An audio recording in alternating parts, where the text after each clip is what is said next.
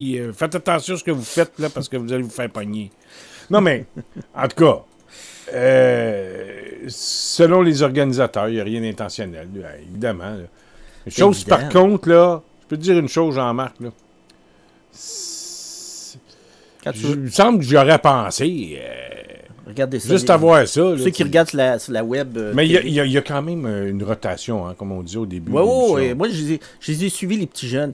Puis vous voyez le fameux char. C'est-tu celui-là, Ouais. ce char-là, ou ça n'était un autre? Oui, c'est celui-là. C'est un fameux char-là avec un beau piano blanc, avec une piano. chanteuse. On chantait qui Jean est du là, Pays. Qui chantait Jean du Pays, puis qui était contente de vous nous montrer qu'elle savait chanter le Jean du Pays. Bon. Je pense que c'est une connue. C'est une fille que. Je ne sais plus son nom, là, mais. La voix ou de faire la même. Ouais, c'est ça. Puis Annie Villeneuve, je pense que c'est quelque chose. C'est ça. C'est Villeneuve. C'est Villeneuve qui est là. Puis les athlètes de chaque bord, eux autres, regarde, entre moi et toi, là, t'aurais-tu été capable de pousser ça pendant 3 km? Pas tout. Non. Bon, ben, tu vois que ceux qui ont fait les plaintes ou qui ont fait des commentaires, c'est une bande d'imbéciles, parce que c'est vraiment les jeunes. On avait le choix de le faire avec du moteur à essence, tout le kit, mais les jeunes se sont mis en groupe, puis ils ont voté de le faire comme ça. Pas d'essence, ils voulaient que ce soit un filet 100% vert. En tout cas, je pense qu'au moins, on a eu des jeunes qui ont voulu faire un bon geste. Ben, au moins, s'ils ont mis les pendules à l'heure, puis bravo les gars, vous avez bien fait ça. Puis, écoute, Jean-Marc, j'ai quelque chose pour toi. Parti conservateur.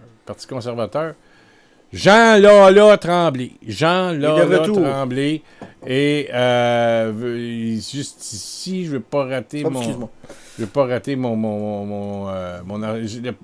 Jean-Lala Tremblay, qui est le maire de Saguenay, Jean Tremblay, parce qu'il quitte l'hôtel de ville. Ben, imagine-toi donc que le Parti conservateur le voit comme un candidat intéressant pour le Lac-Saint-Jean en particulier. Et le nouveau lieutenant politique du Parti conservateur au Québec, Alain Reyes, a discuté ce matin sur les ondes d'une station de radio montréalaise, à savoir si Jean Tremblay avait été approché pour une éventuelle candidature, et M. Reyes a affirmé qu'il serait intéressant pour les conservateurs. Et la dernière fois qu'il l'a vu, c'était quand il était maire, et toutes les personnes qui ont intérêt à se présenter pour les conservateurs vont être rencontrées. Il n'y a aucune approche qui a été effectuée, mais son nom circule fortement. Et je peux vous dire une chose, c'est que ils l'ont dans leur mire un peu. Imagine-toi donc du côté des Américains. Tu sais, Trump s'est fait planter une couple de fois par les tribunaux quant à sa politique d'immigration ou des 6 pays musulmans là, qui voulaient pas qu'il y ait accès là, aux États-Unis au niveau des douanes. Et, bon, fait, empêcher les gens soit d'aller aux États-Unis ou des Américains de voyager dans ces pays.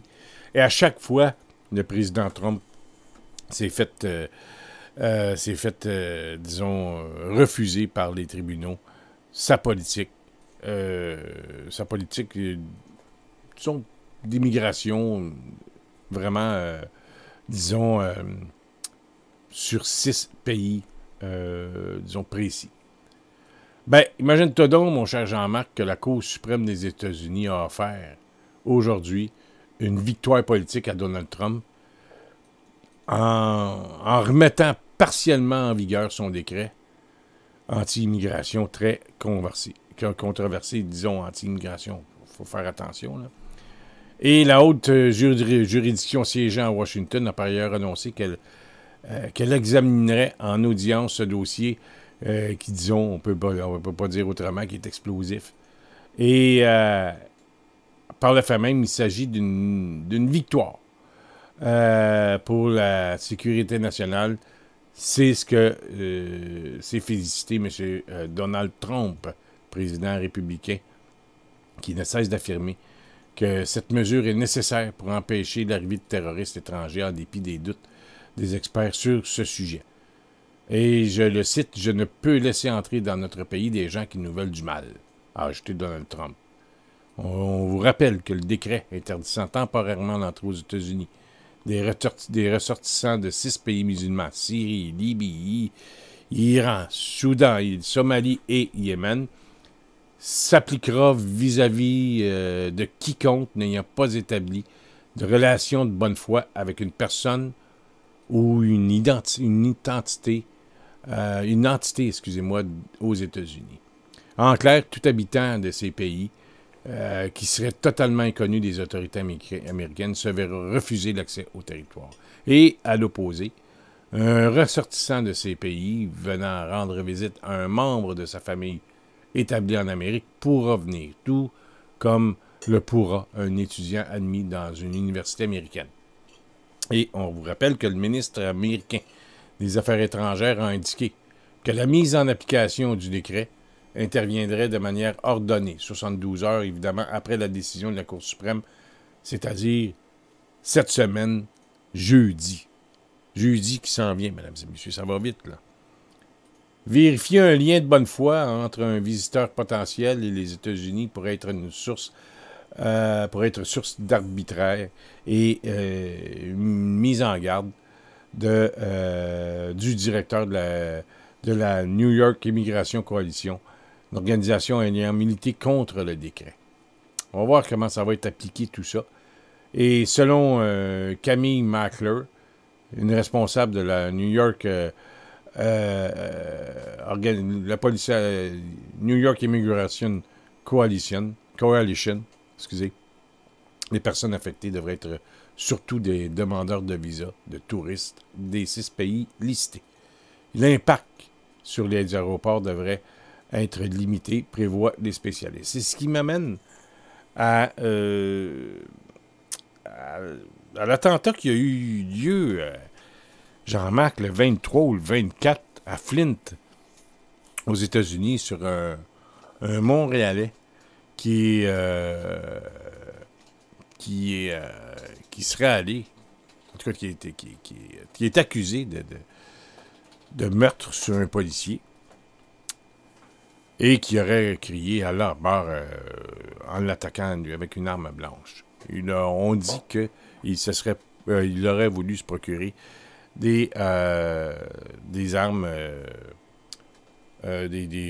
soit de carabines ou quoi que ce soit. Là, de ce genre. Parlant de ça, as-tu la communauté maghrébine, justement, de l'endroit où est-ce que cet individu-là restait, ils sont sortis en public le 24 en disant que, regardez, il faut arrêter de mélanger les affaires.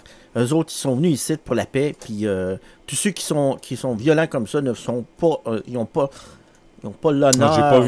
J'ai pas vu ce que tu me dis, Jean-Marc, mais bravo, là, j'ai pas de problème avec ça. Mais moi, ce qui m'amène à être plus près, là, pratico-pratique, là, avec cet attentat à Flint, Jean-Marc, toi, t'es quelqu'un qui est allé souvent aux États-Unis. Est-ce que tu penses, parce que les vacances de la construction arrivent à grands pas, est-ce que tu penses que les douaniers américains là, vont y aller avec beaucoup plus de fermeté? Exemple, ils vont scanner tous les individus qui sont dans les automobiles, puis ils vont redoubler de questions, redoubler d'ardeur, ils vont être beaucoup plus, à mon avis, j'ai l'impression que ça va être longtemps aux douanes pour le prochain mois, là. Ben, d'après moi aussi, ça va être pas mal long. Je sais que même dans le passé, tu connais un peu mes antécédents. Moi, je me fais toujours arrêter, puis on me fait toujours poireauter dans la salle d'attente, voilà. Mais j'imagine si des individus comme moi qui sont fichés au Parti québécois, qui se font arrêter aux douanes, même toi, si tu serais maghrébin en plus. Ah oui, avec un nom à consonance, là. Je m'appelle Abdel, puis je vais aller passer mes vacances à Old Orchard. Ça passera pas, je pense. Pas sûr, moi. Pas sûr, t'es mieux de rester, regarde, fais juste penser au... T'es mieux de te louer un beau chalet à Saint-Alphonse de Rodriguez. Ouais, c'est un endroit comme un autre, c'est une belle place. Non, mais, penses-tu pas... Non, mais je pense que... Jean-Marc, moi, j'étais Si j'allais en vacances, là, les 2 dernières semaines de la construction, là, en tout cas, dans le mois de juillet, là, on est rendu dedans. Samedi, on est le 1er juillet. Il y a beaucoup de gens qui prennent leurs vacances les 2 premières, les 2 dernières de juillet. T'sais. Il y a bien des gens qui sont en vacances. Là. Beaucoup de monde sont en vacances actuellement. Et si tu avais choisi les États-Unis, je vais changer est-ce que tu changes à cause de ça? Oui. Oui, tant qu'on pourrait rester 3 heures ou 5 heures. Ça, c'est pour revenir. Hein, ça, c'est... Non, je parle pas de. Je parle d'y aller, moi. Oui, pas de revenir. Imagine-toi pour aller là, si. Pour revenir, je pense pas que c'est un gros problème. Parce qu'oublie pas, le Canada, c'est le plus beau pays au monde. Oui, puis c'est une passoire, le Canada. Donc, je peux. En tout cas, moi, je peux te dire que, d'après moi, là, si j'avais l'intention comme projet d'aller passer mes vacances aux États-Unis, je partirais pas la première journée ou la deuxième journée. Je pense que je partirais le dimanche matin au lieu du vendredi ou du samedi parce que... Pas une chance d'arriver avec la ça va attendre aux douanes. Non, mais connaissant Trump puis connaissant écoute, avec ce qui vient d'arriver... Là, non, t'as raison. Surtout que c'est un Canadien en plus. Lui, il est content parce que ça vient de prouver sa théorie. Ouais. Donc, on va faire une pause. On va faire une pause, mon cher Jean-Marc, et on va tout de suite après, je vous rappelle que vous êtes au Journal du Soir sur radioinfocité.com. Il est 22h39, 40, tout près de 40. On va sûrement revoir notre Denis Laberge là, sur les résultats sportifs vers 50, dans une dizaine de minutes. Et tout de suite après, on va revenir. S'il y a des gens qui veulent nous jaser un petit brin, comment avez-vous fêté votre Saint-Jean-Baptiste? On peut ouvrir les lignes téléphoniques. Moi, je vous ai parlé de pas mal de tout ce que j'ai retenu. J'aurais pu en retenir d'autres sujets, mais... Oui, mais c'était une journée relaxante aujourd'hui. J'étais en congé toute la journée. J'avais des choses à faire et puis j'ai commencé à monter mon bulletin de nouvelles vers 19h. Et sachant que Jean-Marc et Jean... Dis que c'est la faute de Jean-Marc encore. Non, mais sachant que tu étais en studio pour enregistrer et en compagnie de Jean-Laure, et puis il y a d'autres gens qui sont venus nous voir en studio pour être collaborateurs au match de baseball, il a fallu que j'ai manqué de temps un peu. Ça fait que c'est pas grave. Ceci étant, on va faire une pause et tout de suite après, on va vous donner les numéros de téléphone pour nous joindre en studio. Ceux et celles qui veulent nous jaser un petit brin, nous chicaner, de nous dire qu'on a fait des bons coups, des mauvais coups, gênez-vous pas, on va être là. On va vous jaser un petit brin, nous autres aussi. C'est parti. Votre rendez-vous du samedi soir sur radioinfocité.com. Radioinfocité.com, en collaboration avec la Ligue de baseball junior et du Québec, présente le meilleur baseball québécois, alors qu'ils recevront la visite de l'équipe nationale junior de Cuba. Le 8 juillet, au Parc Paul-Pratt, alors qu'ils seront opposés aux Ducs de Longueuil. Le 15 juillet, au stade Gary Carter du Parc Huntsic, alors qu'ils seront opposés aux Orioles de Montréal. Et le 22 juillet, au terrain du complexe sportif Tour-de-Billard, alors qu'ils seront opposés à l'Académie de baseball du Canada. Soyez des nôtres sur radioinfocité.com avec l'avant-match dès 18h30.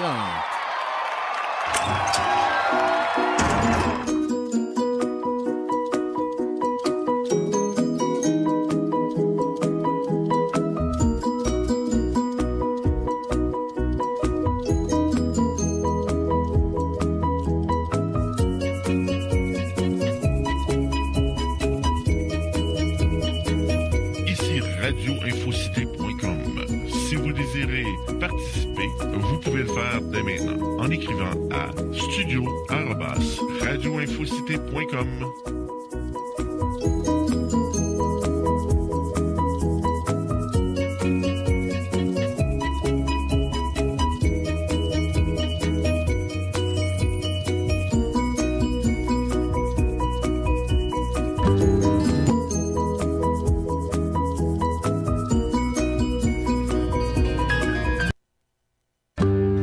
Rejoindre François en studio, nous vous invitons à composer de la grande région de Québec 418-263-2440. Je répète, 418-263-2440. De la région de Montréal, vous pouvez composer le 514-360-7181. Je répète, 514-360-7181. À travers l'Amérique, le Québec ou même nos voisins, le Canada, vous pouvez nous rejoindre en composant le 1-855-424-4684. S'il vous plaît, si vous êtes dans la région de Montréal ou la région de Québec, utilisez vos numéros locaux. Si vous voulez laisser un commentaire par écrit, vous pouvez toujours écrire à studio@radioinfocité.com. Je répète, de la grande région de Québec, 418-263-2440. De la région de Montréal, 514-360-7181. Merci. Technicien, on l'a tué le technicien, on l'a tué le technicien. Je vais vous dire tout de suite, mesdames et messieurs, parce que j'ai dit à François, je me souviens plus c'est quel piton. Bonjour, bonsoir, monsieur Laberge, excusez-moi. Bonsoir, monsieur Drolet, bonsoir, François. Bonsoir, comment ça va ce soir? Oui, on est content d'être avec vous ce soir. Ah, nous de même, nous sommes contents que vous soyez avec nous, mon cher Denis. J'ai eu quelques bonnes nouvelles pour des choses qui me tenaient à cœur aussi. C'est bon, c'est bon. Et puis, avez-vous passé en fin de compte une bonne fête nationale? C'est ça, je vous dis, dans la mesure où j'ai eu des bonnes nouvelles ou des choses sur lesquelles je travaille. C'est bon. Ça avance un petit peu plus à mon goût. On va-tu l'avoir, notre poste de radio? Ça travaille fort, hein? Donc ça travaille fort et je comprends qu'il y a des gens qui veulent se débarrasser du gouvernement actuel à Québec. Moi, ça ferait mon affaire. Je vais vous donner un exemple. Ça ferait mon affaire qu'on attende à la date qui est normalement prévue. Ouais, effectivement. J'aimerais entre autres, pour peut-être être en école. Moi, je trouve ça fatigant, un gouvernement qui ne respecte pas leur date. Hein? En tout cas, mais ça, on y reviendra. Je vais parler de ça, mais il y a un petit sujet rapide en rapport avec le 24 juin qui s'est passé.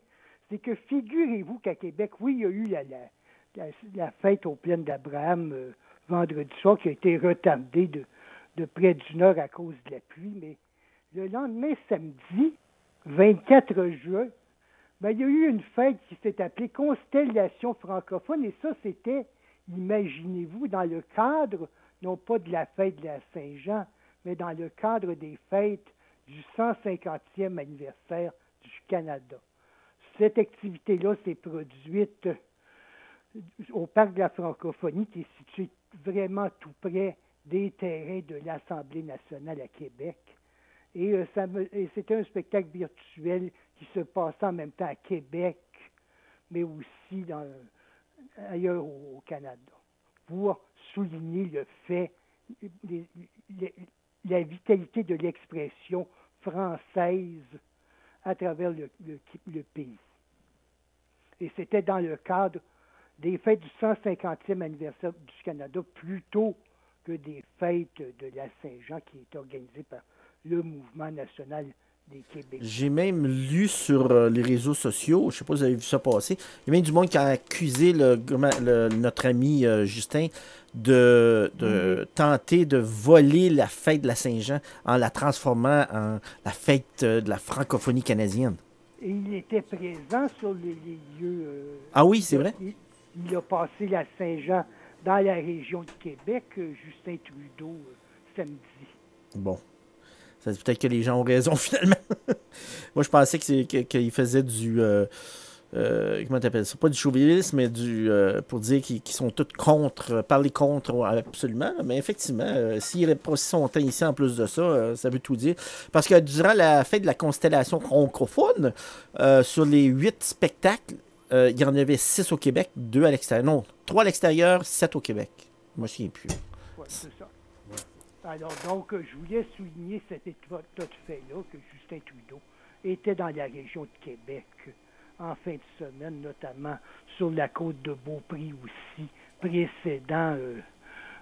Oui, mais c'était toujours délicat de demander à Jean-François Lisée d'aller là pour fêter le 150e du Canada. Là, lui, on l'a entendu intervenir lors du défilé de la Saint-Jean à Montréal. Il a commenté le sondage qui a paru dans Le Devoir samedi. On l'a interrogé là-dessus.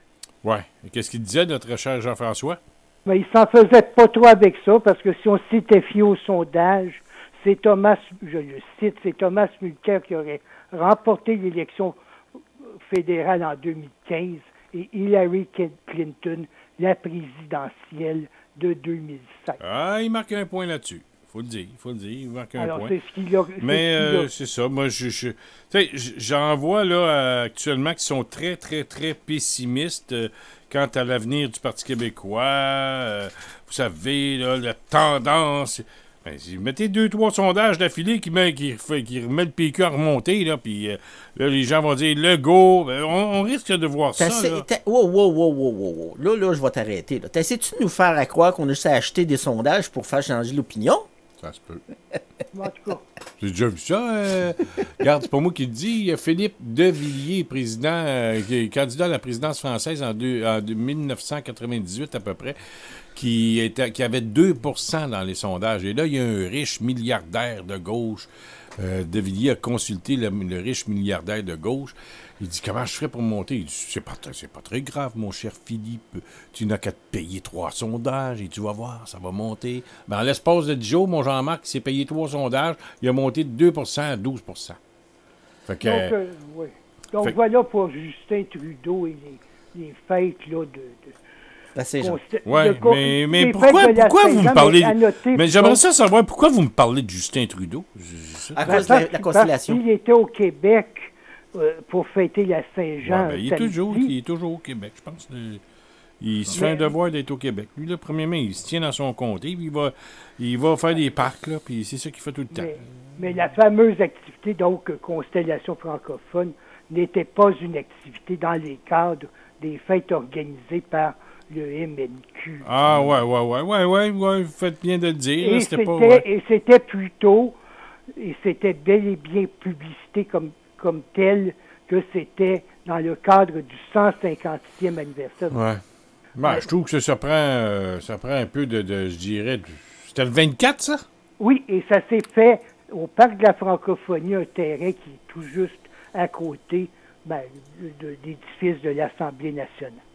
Ouais, c'est un petit peu culotté, un peu de venir... Alors, c'est pour ça que je vous en parlais, ouais. François. Mais bon, c'est bien. Merci de l'avoir précisé. Et puis... mais ne vous surprenez pas l'année prochaine, encore une fois, Trudeau va être dans toutes les fêtes qu'il va pouvoir être à Saint-Jean-Baptiste. Il va être quelque part au Québec, c'est certain. Et il est à Toronto hier pour le défilé. Ouais. Il va être à Vancouver la semaine prochaine. Il y a eu quand même des activités dans la Ligue élite du Québec ce soir, des matchs à reprendre. Charlebourg a remporté une victoire de 6-5 face à Trois-Rivières. Charlebourg qui complète un voyage de 5 parties en 3 jours, avec 3 victoires et 2 défaites, ayant divisé hier à la salle le programme double et samedi à Longueuil, divisé en même temps. Laval a remporté une victoire de 6-0 face à Repentigny. L'équipe repentinoise a divisé un programme double à son terrain samedi face à Quaticook. Et puis, les Orioles de Montréal, eux, ont perdu un double hier, faire tout ce chemin-là jusqu'à Saguenay, où jouer 2 matchs et les perdre tous les 2.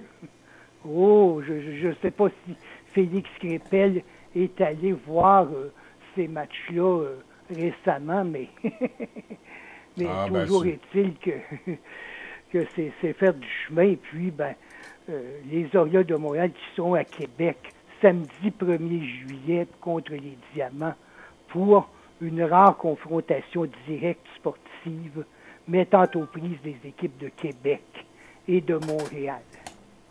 Et puis dans la Ligue Can-Am, le séjour de l'équipe de la République dominicaine en territoire québécois s'est soldé par une fiche de 2 victoires et 4 défaites en fin de semaine.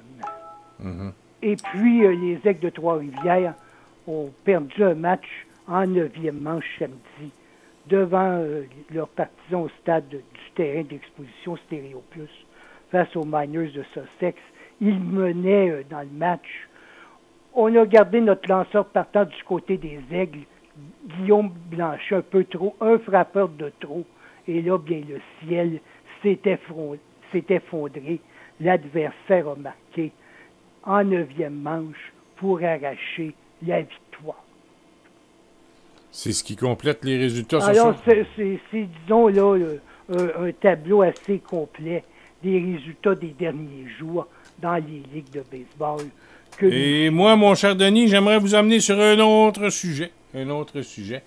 Oui. Parce que il y a quand même un exploit sportif qui a été réalisé Hier, qui n'avait pas eu lieu depuis 16 ans au Québec.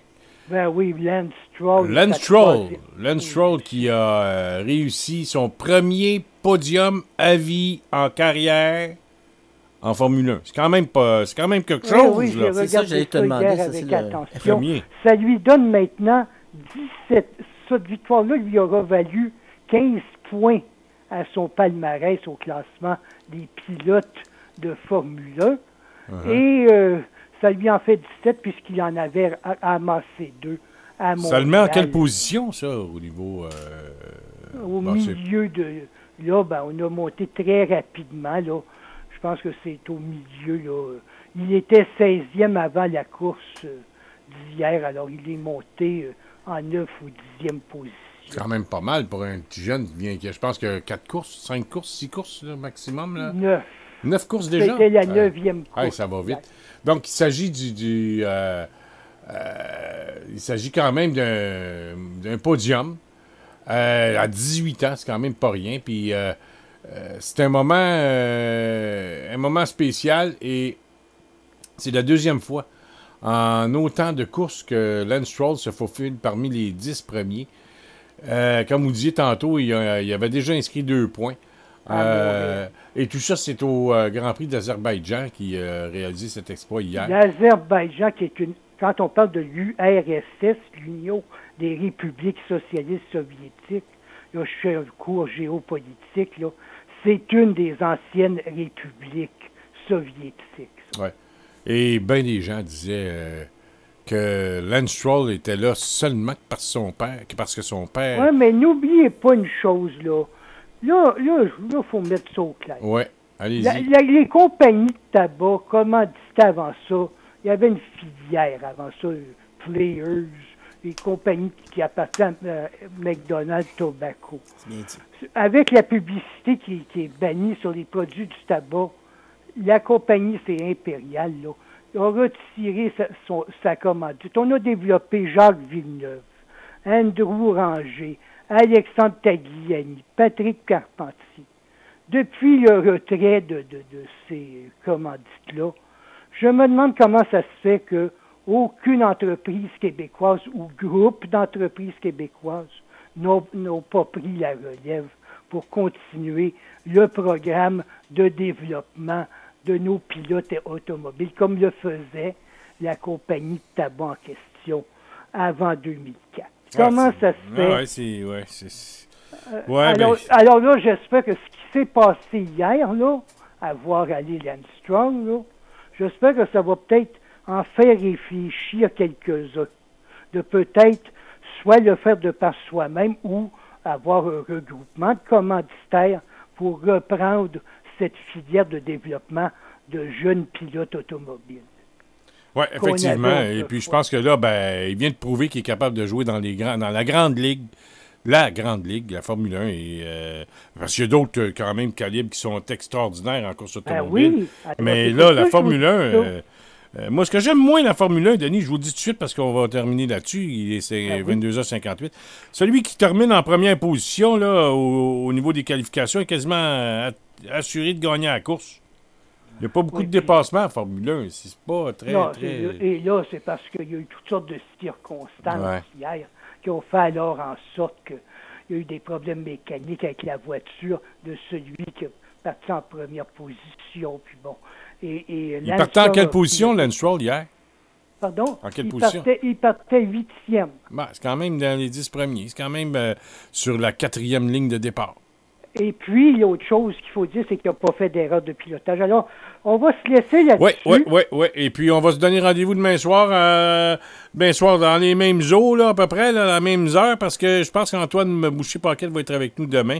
On tranquillement, pas vite, mon cher Denis, on se dirige vers C'est l'horaire d'été, mais je vais vous dire tout de suite, je vais vous spécifier que Point de bascule va être diffusé encore cette semaine et Radio Infosport aussi. Ça va être leur dernière semaine, mais je tenais à vous le dire parce que il faut que vous soyez là. Il faut que vous soyez là, évidemment. Faut que je sois là, puis peut-être qu'on fera une deuxième chronique historique. On verra ça ensemble. Excellent. Merci. Salut, Denis. Merci. Denis Laberge. Bon, ça, on termine tout ça là-dessus. Mon cher Jean-Marc, je tiens à te remercier encore une fois pour la mise en onde ce soir et tout le travail accompli pour ce qui est de la production de la pub pour les matchs de baseball qui vont être diffusés sur radioinfocité.com. Merci Céline Deben pour l'émission en 60 minutes. Jean Allard qui était avec nous avant l'émission en studio pour enregistrer cette façon de pouvoir aider les jeunes. N'ayez pas peur de la diffuser à tous vos amis, les services sociaux. Oui. Puis Joanne Lachance, merci encore une fois, Joanne, qui est terminé cette affiche que vous allez voir là, dans l'heure qui suit. Je pense moi, je vais vous envoyer ça sur Facebook et puis tout ça, vous allez pouvoir entendre notre publicité et la belle voix radiophonique de Jean Allard. Merci Jean-Marc et on se parle demain. Bye! Salut! C'était le Journal du Soir sur radioinfocité.com avec François Saint-Louis. Pour tout commentaire, nous vous invitons à nous écrire info@radioinfocité.com.